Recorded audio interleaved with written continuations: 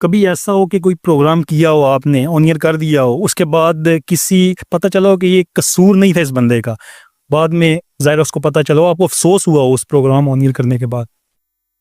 अच्छा, ये बात आपने ना मुझसे पहला और नया सवाल है, क्योंकि एक दो व्लॉग ऐसे मैंने जरूर मेरे हुए थे। हाँ, एक दो व्लॉग्स ऐसे हुए थे, लेकिन वो व्लॉग्स भी ऐसे थे कि जिसमें कसूर और उसके अंदर कहीं ना कहीं एक लाइन रह गई थी। तो हम कोशिश करते हैं कि अपनी जिम्मेदारी अदा, after all we are human beings, हम खता के पुतले हैं, हम खता कर सकते हैं।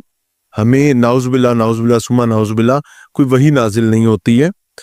हमें भी इंफॉर्मेशन आती है जिसको क्वालिफाई करने की हत्तुल इम्कान कोशिश की जाती है, लेकिन फिर भी अगर कहीं खता खा जाए और इल्म में आ जाए तो कोशिश करते हैं कि उसकी इस्लाह, उसकी तस्हीह कर दें।